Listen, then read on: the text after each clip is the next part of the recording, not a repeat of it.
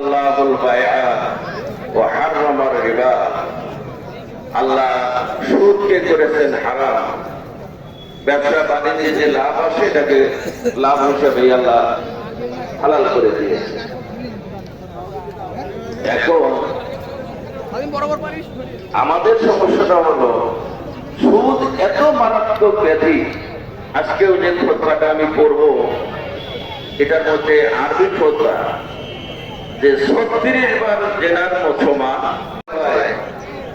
বিশেষ করে ভদ্রজন যারা অভিজ্ঞ যারা, তারা কখনো এইটি হয়ে গেলে ঘটনা প্রকাশ পেলে বাঁচাতে মরে যাওয়া ভালো এরকম মনে করা। অথচ সেই সুদের মধ্যে আমরা অহরহ বিচারক রায় দিল যে এইটি আপনার, কিন্তু আপনি জানেন বাপ দাদা 4 পুরুষের আরো 10 পুরুষেও এই জমি আপনার ছিল না। এখন কোর্ট রায় দিচ্ছে, রেকর্ড হয়ে গেছে বলে আর দেবেন না। এটা কতটা বহন করতে পারবেন আপনি? আমি পারবো। 7 তল জমিন আসমানকে গলায় বা ঝুলিয়ে দেওয়া হবে, পারবে বহন করতে কেউ? অথচ আমি আপনি সেটা আরো বড় কঠিন। যেমন হাদিস শরীফে আছে, গায়্যারাল্লাহু মানারাল আরদ,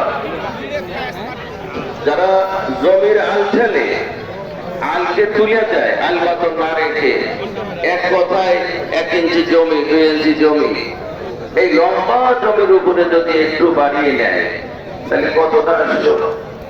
এগুলো হারাম, আল্লাহ পাকের লানত তার করে চলতে যায়। এটা আমরা জেলেও, গ্রামের জমি শহরের জমির কথা আলাদা, কিন্তু শহরে বিশেষত ঢাকা বা বড় বড় শহরগুলো যত কোটি কোটি টাকা দাম একটু জমি, সেখানে আর মানুষ যে যতটুকু পারে কায়দা করে। কিন্তু মূল বক্তব্য হলো ইসলামতে কালবার ওলা আমসাকাল মাহদুর। মুফতি সাহেব ফতোয়া দিলেও তুমি নিজেকে জিজ্ঞাসা, ইমামের অপসারে থাকবেন, রাস্তাতে দোয়া রাখবেন, কোনোভাবেই যেন ইমামের সামনে কাতার না হয়। আর আপনার মাঝে মাঝে গেটগুলো একটু পূরণ করে ফেলবেন।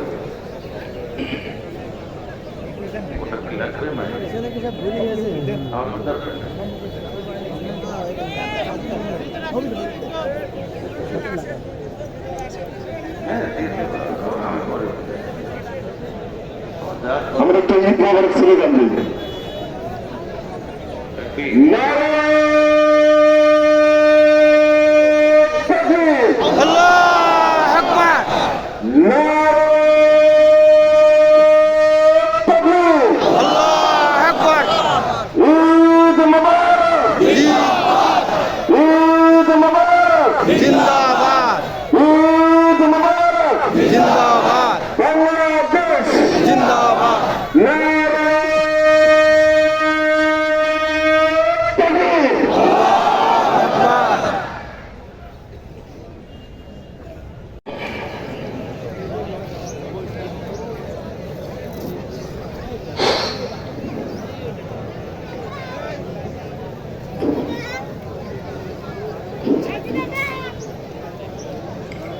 الله أكبر الله أكبر لا إله إلا الله والله أكبر الله أكبر ولله الحمد.